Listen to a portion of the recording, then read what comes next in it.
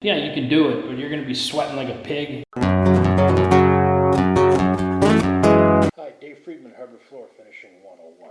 In this video, we installed 3/8 thick by 1 3/4 unfinished red oak flooring. We then sand and refinish approximately 800 square feet of flooring. So stick around and we'll show you how we did it.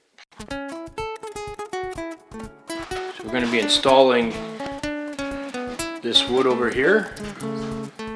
3/8 thick, 1 3/4 red oak into this kitchen, around 100 square feet. So prior to install, we have to do a little bit of subfloor preparation and just get everything level. Okay, we're just pounding away here on the wood. What we got so far. So it's a bit of a slow go with this 3/8, you know, but it is what it is. Got to get it done. It'll look good when it's all installed, and we're gonna sand it and finish it up. So we got the install done now.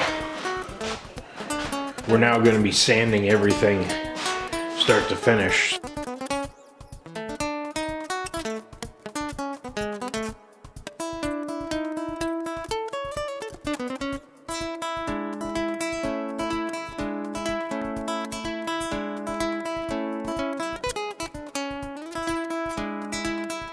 Okay, we're back on the job site again. The nice thing about the new install is there's no finish on it, so the sanding is a lot easier. Usually, what I'm gonna do is I'm gonna hit this with 40 grit, a couple of passes, and it's gonna be, you know, it's gonna be smooth. Now, generally with these boards, there's still, you know, they're all the same, but there's still an unevenness, right? Because the subfloor is never perfect, and even the cuts when they mill these boards, these red oak boards. There's always a bit of warpage, and they're not always bang on. So sometimes you get boards that are not aligned in terms of their flatness on the level. But it's generally it's pretty good. This is, you know, this is red oak. So, yeah, so, you know, we get these types of jobs occasionally where, you know, they're doing a renovation, they're taking out tiling, and rather than, you know, put other tiles in, they want to go with the hardwood. In the kitchen, it's not always the ideal thing, but, you know, that's what he wants. So, yeah, so we're going to go ahead. We're going to sand all this down. We got all this lower level here and upstairs. And we're just going to rock it out, you know, keep her going. Thumbs up.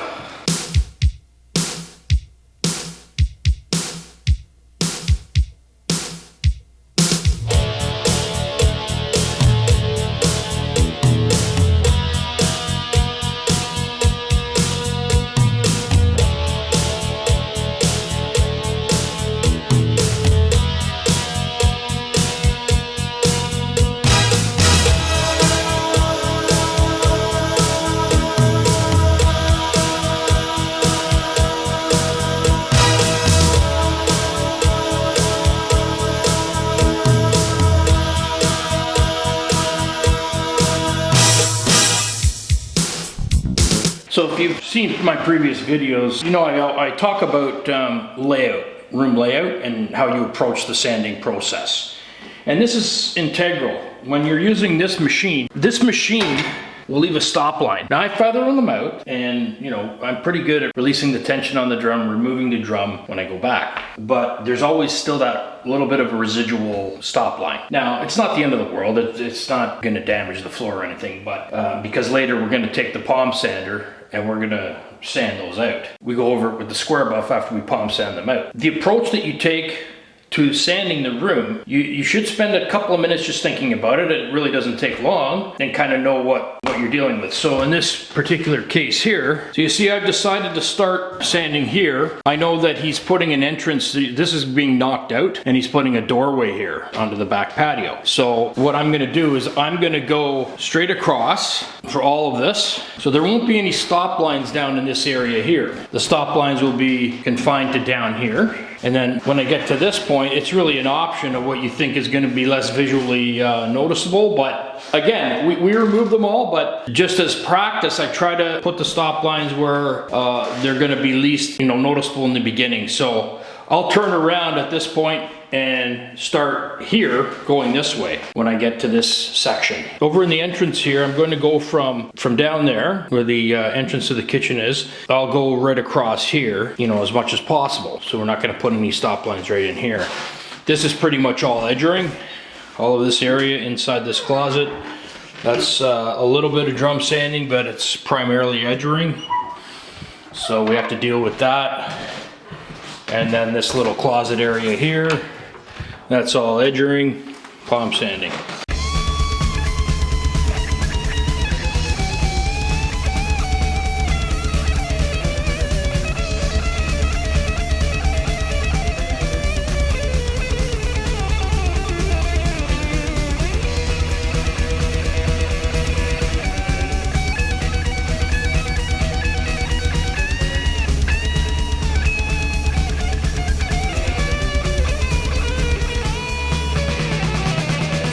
From time to time we run into situations like this, where after the first pass, a couple passes, it doesn't come out. And that's because there's a bit of a dip in the floor here. So you have to realize that this house is built in 1952, so it's fairly old. This is a situation where you want to feather this out, but you don't want to repeatedly go over the same section without extending each pass. What I normally do when I run into situations like this is I'll begin to feather. As I go over it a few times, I'll extend my feather a little further each time. So I'll just demonstrate what I mean by the feathering, and you'll see how it's done.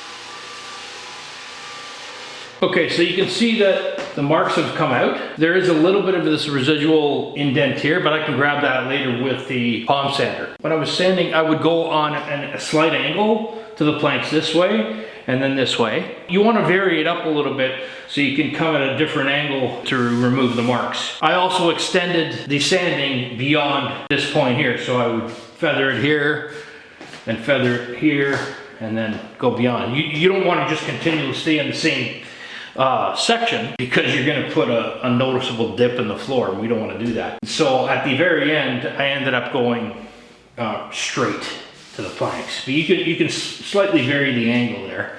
I'm just putting urethane on this floor, so it's not a stain job. It's just a urethane job. But we have to keep in mind too, if you notice with this floor, all these nail heads. Okay, there's all these nail heads all over the place. So when you have that, this house was built in 52. So that gives you the age of the floor there. And these planks are only 3/8 thick, right? To start with when they're new. You only have 1/8 of an inch from the surface to the tongue in the groove. So when you start to see nail heads like this, the floor is at the end of its life.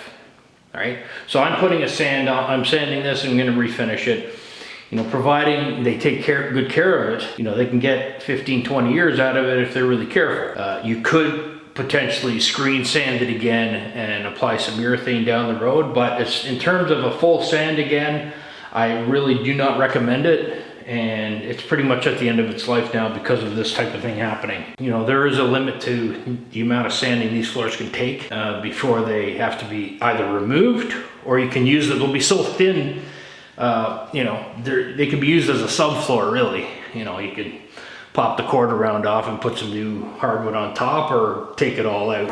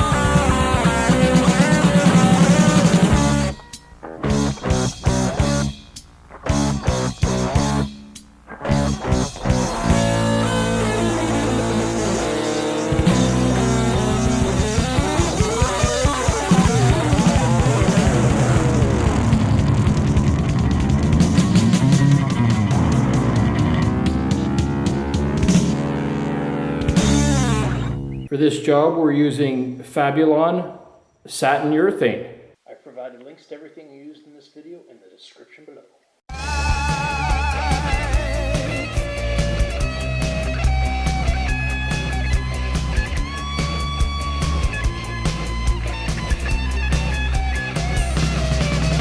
When you're applying the first coat of urethane onto an open floor,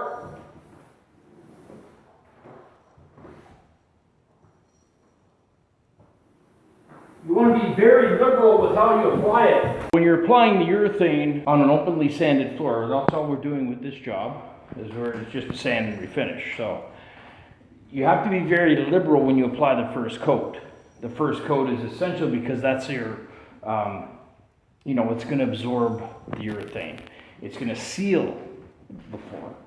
So this Fabulon Satin, which is what you were using, will seal the floor. We put a good liberal amount in there, so it just sucks it in, and it just gives us a good base to work with when tomorrow we're gonna screen sand and vacuum and tack between coats of urethane. So you want to make sure that we got a good base there.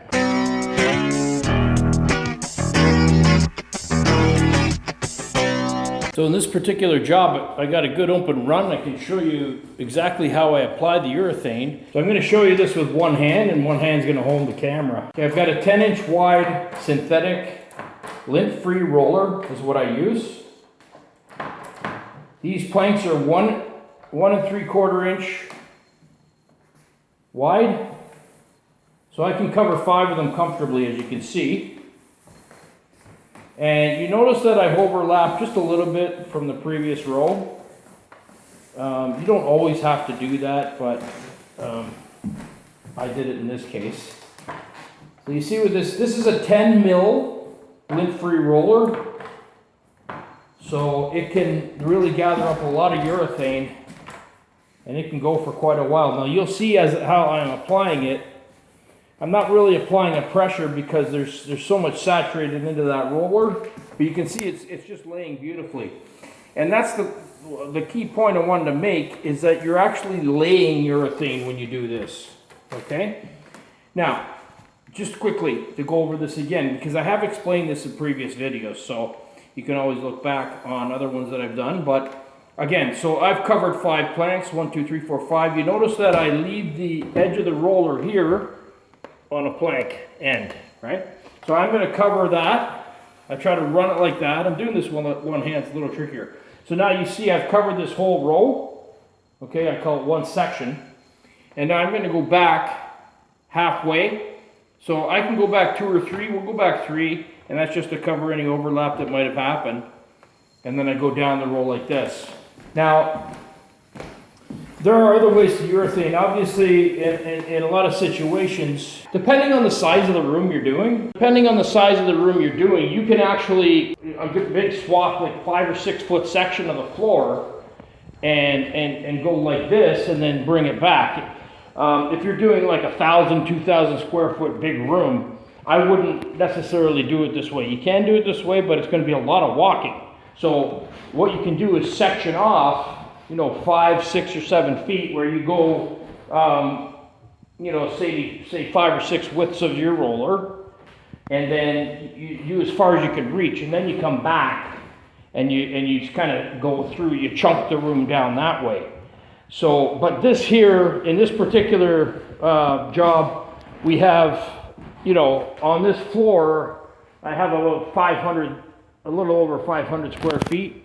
And then upstairs is about 350. So in this particular, and with the walls being where they are, sometimes it's easier just to do it this way, and it's not going to take really that much longer. So I do like to go this way. That way I can see where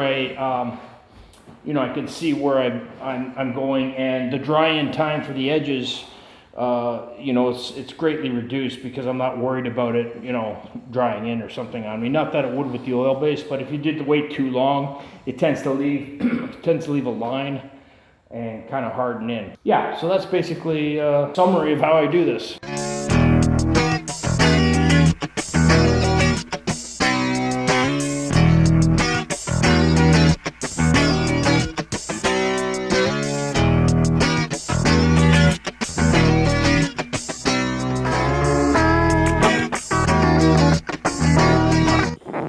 back the following day.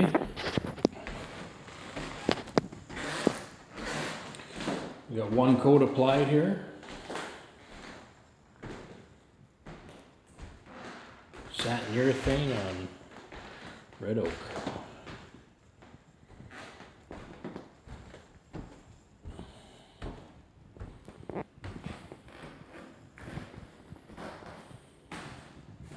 So now I'm going to screen sand, vacuum and tack, and apply the second coat. So this floor is now ready to be screen sanded. We're going to 120 grit with the screen on the OBS 18, vacuum and tack it. Tomorrow, before the third coat, I'm going to 220 grit screen, vacuum and tack. When you're using this OBS 18 here, you have to remember that you only need to do one pass over the floor. So I've gone over this, I've done one pass on this so far. Prior to doing this, the floor has a bit of a coarseness to it. Basically what happens is after the first coat, we put a liberal coat of urethane on there and it raises the grain up. So it's necessary now before we apply the next coat to screen sand with that machine.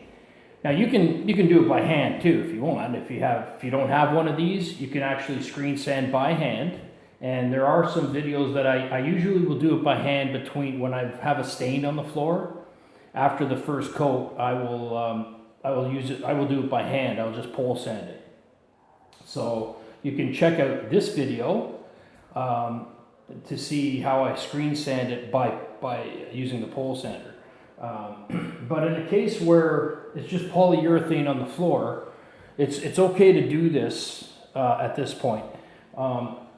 It is, you know, it's a fairly aggressive way, but it's very quick to do it. One pass, and this will be smooth as glass. Like I'm running. You can't see this, but I'm running my hand on this, and just the difference is between this and this is night and day. Now I should point out that prior to applying the first coat, I did 80 grit paper sand this with this machine as well, and that makes a big difference on the smoothness of the floor now. If you fail to do that prior to applying your first coat of urethane, if you just drum sand the floor and then apply urethane, it tends to have more grain. Prior to putting the first coat of urethane on, I orbital sand the floor always with this. After the first coat is dry, it gives it a much smoother finish. That's just the way I do it. You can water pop the floor. Personally, I don't think it makes much of a difference. I've done both methods, and I really don't see a visual difference, and it doesn't make the job any easier for me. So I just end up doing it like this, and after you have a 220 grit screen on the floor, it's as smooth as glass, and you know, other than buying a pre-finished floor, I don't know of any other way you can get it much smoother than that.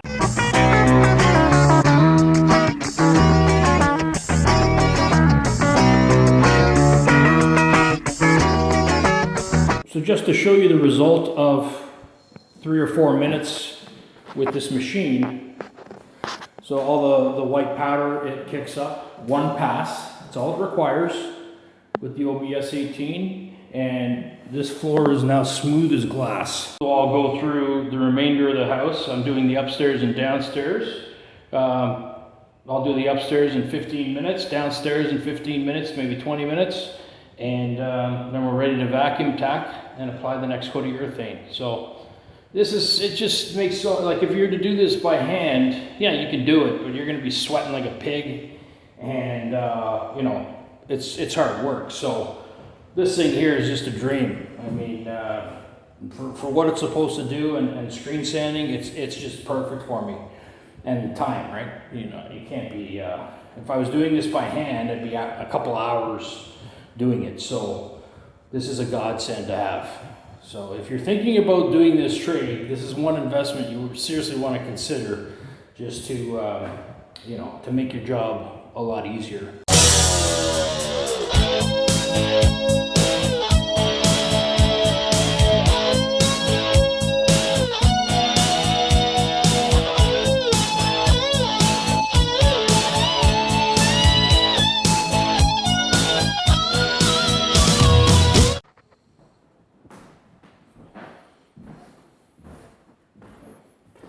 As you can see, it kicks up quite a bit of dust when you 120 grit screen it, but it absolutely makes the floor perfectly smooth. And this step is really necessary. Only took me about 20 minutes to do this entire first floor here. So now we're going to vacuum, tack, and then apply the second coat of urethane.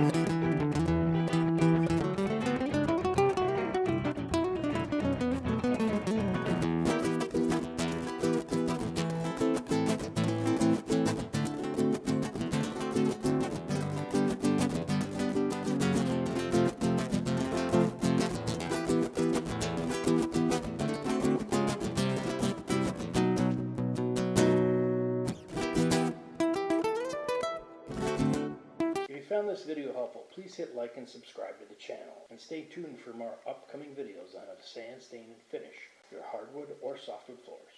Dave out.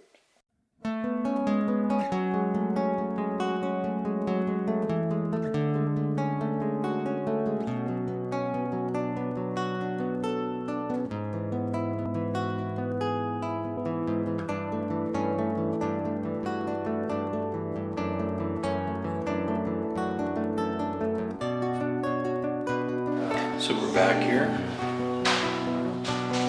3 coats of satin urethane. Looking really good.